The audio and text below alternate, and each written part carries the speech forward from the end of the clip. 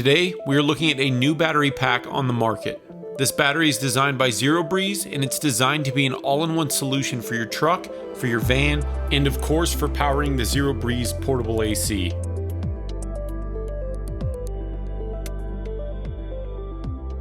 So this is the newest product from Zerobreeze, and as you guys have seen in my previous videos, I am a big fan of their air conditioning system that runs off of portable batteries. I really like that thing. It's awesome for traveling with the dog. It's awesome for venturing into places in the peak of summer when you'd normally not want to be there. So Zerobreeze did send this to me free of charge. I don't have to say anything specific about it. So let's get into the function and features of the Zerobreeze Elechive. This is rated as a 2500 watt hour battery, which is huge in its own right.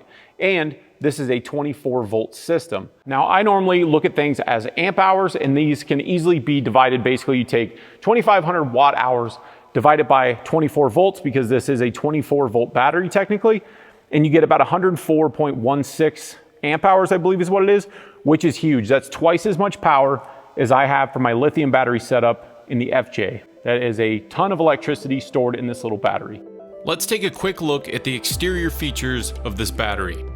First, you won't find any protruding handles sticking out anywhere, which is something I personally love. Other battery packs on the market aren't designed to be placed on a shelf or packed into a truck like this one is. And on the topic of handles, they feature soft rubber on the undersides to give it a bit of cushion when lugging around this 40-pound block. The handles also double as a way to tie this down in the back of your truck, and I would recommend an elastic type of strap like a rock strap instead of something like a ratchet strap that could break the handles.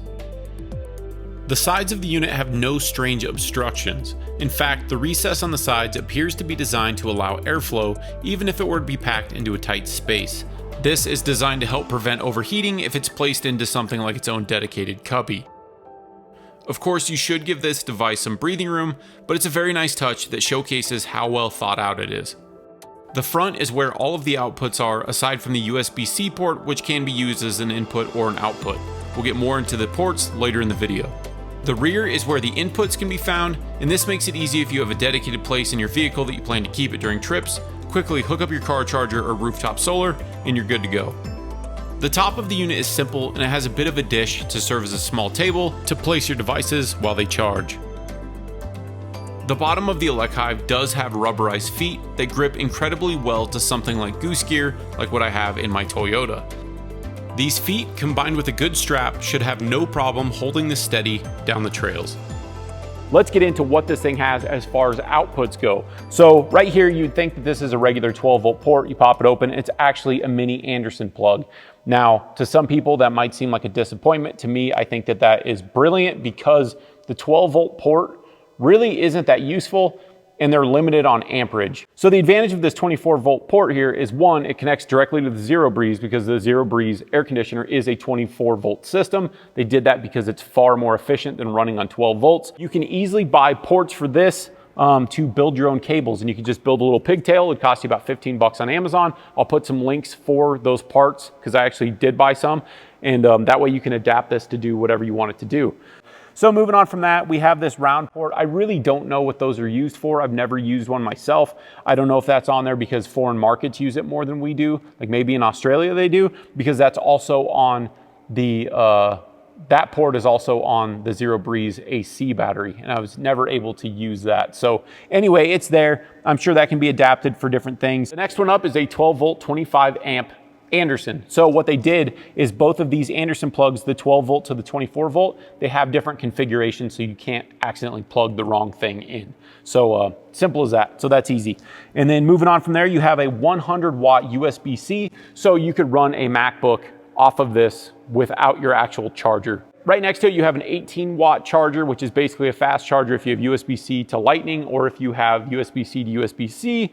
So that's handy as well. And then you have two 18 watt regular USB type A ports, which are fast charging as well. And of course, down here, you have 4 AC ports that are 110 volts. Before I get into the rear ports, let's just appreciate that they put a rubber plug on every single port on this thing. But anyway, so rear ports. So on the back, what we have is a charging and discharge choice. You have 100%, which gives you less cycles of the battery's life all in all. Double checking myself in case my memory is failing me. So if you use this thing to 100%, you should get about 1,000 charges at it before you start to see a diminished amount of charge. But if you leave it on 90%, it won't charge all the way, and that will prolong the life of the lithium. I'm deciding to leave mine on 100% because 1,000 cycles for me is plenty. That is a lot of trips, and I'm not going to use 100% of this thing. It's a big battery. Okay, so the next port here is a 12 to 30 volt charger. You can plug in solar panels to this port. You can plug in the included charger to this port, up to 30 volts. This is basically for the standard charging. It'll take roughly 11 hours to charge off this port. If you're charging from your vehicle, you use this port. If you're charging from smaller solar panels, you use this port, or a solar panel that's just rated for a 12 volt system.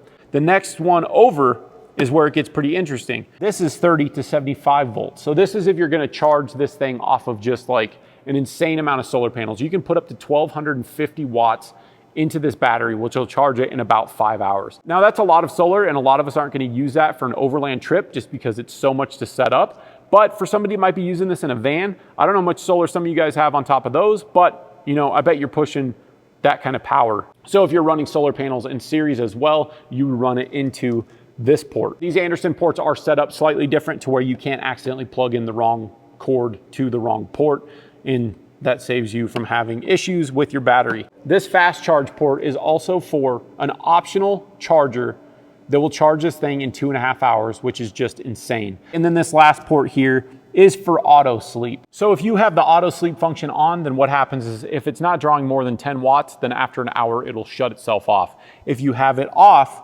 then what'll happen is if it's not drawing that kind of power after 12 hours, it'll automatically turn off. So either way, it'll automatically sleep.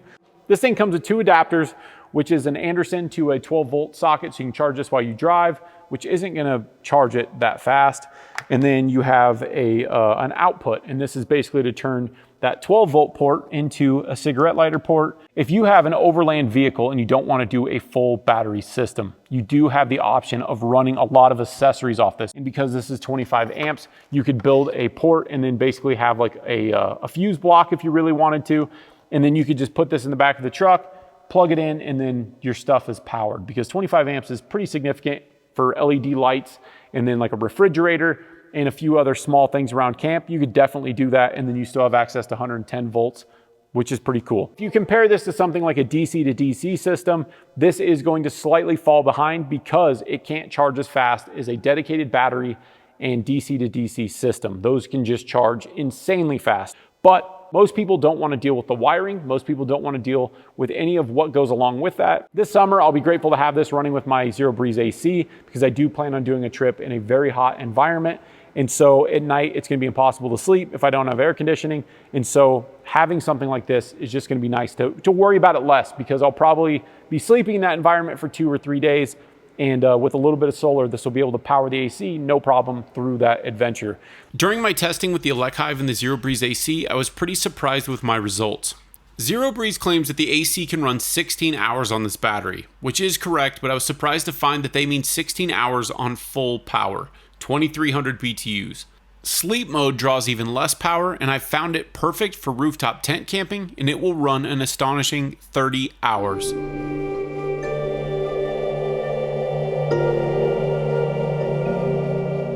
You've seen that I've been reviewing different battery systems recently, and I've actually had the Zerobreeze Elechive the longest, but the reason it's taken me so long to review this one is because it's a little bit different in the fact that it has a specific purpose, as the other ones are just for general use. This one is designed to work with the Zerobreeze air conditioner, and so that was part of why it's taking me so long, is because I knew I was going to be coming to the desert. I knew it was going to be hot because I needed to be here during this time of the year. So this was a perfect opportunity to use the Zerobreeze AC and then have the extra power of the Elechive for this particular trip. I can charge the FJ battery off the Red Arc system very quickly. These systems are designed to be charged slowly via DC, but through solar you can charge it much faster. Reviewing this battery is different than the others because it has a particular use case, and that is to be used with their air conditioner. In realistic situations, I'm only going to be using this on the sleep mode, which is the lowest mode possible, and that's because such a small space doesn't need that much cooling, and it's more efficient that way.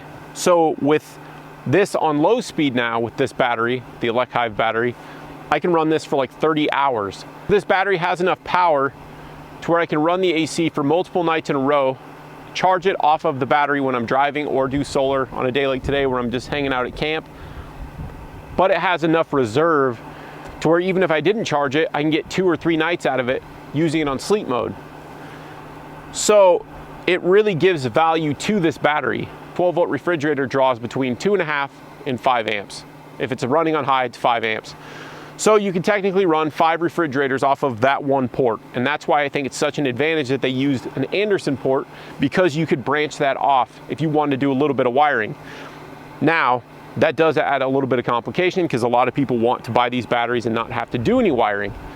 But I think the advantage there, at least from my perspective, because of the way I've traveled in the past and I have a dedicated battery system and I have things that are plugged in, USB ports, 12 volt outlets everywhere.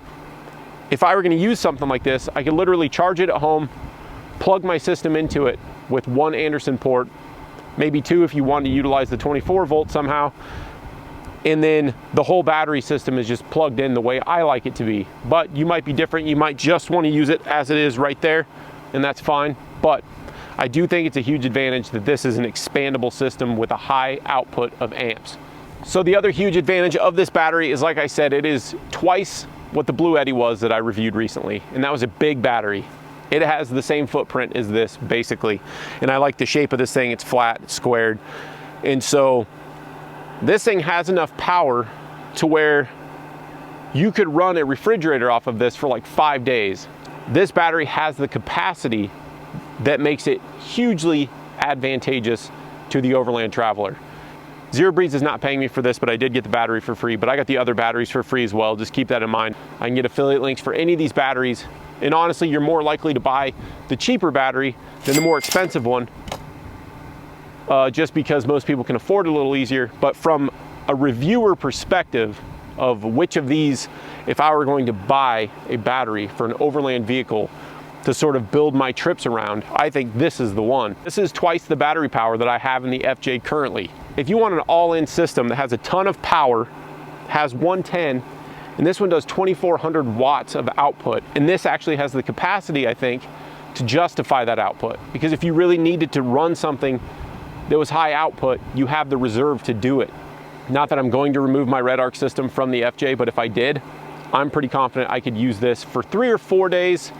It would be a little tricky keeping up with the AC use, but I'm not always using the AC, so there'd be those certain situations where maybe you'd be lagging behind a little bit, but I think I could make it work. This battery has an edge for expandable ports and battery capacity. The Anderson ports were a solid choice for this product design. You could literally wire up any 12 volt power outlet combination that you can dream of, so you're not as limited as some of the other power stations force you to be. But of course, no product is perfect. This battery charges slow compared to the other options out there, and the AC charger does work well with my FJ's OEM inverter, but the bulky power brick still only charges at 240 watts, so it will take a very long time to charge. And the included 12 volt charger is even slower. Because of the battery's large capacity, it's very plausible that a bit of driving or solar every day would get it charged back up enough to get you through a 5-day trip or more. If you're running the Zerobreeze AC at full blast constantly, however, it will be a major challenge to keep up with the electrical demand. 500 watts of solar or more would be one of the few ways to accomplish keeping it at a usable charge. But if you're like me and you use the sleep mode function on the AC almost exclusively, aside from the short bursts of full blast here and there, this battery should keep up just fine. This battery, however, does not have some of the fancy features found in other options out there. There's no app to control it, no wireless charging for your phone, and it does use more adapters than the others, which I know will be a drawback for some of you. It's certainly the most expensive battery that I've reviewed, but it's the same size footprint as other batteries that are half the Elechive's capacity. And like most things in the Overland market, you can use it bone stock or modify it to your liking. If you're looking at portable power stations for your truck, your trailer, or your adventure rig, consider comparing this one to those other options. Links below. As always, thank you so much for watching, and feel free to check out my other adventure, off-road, and overland related content.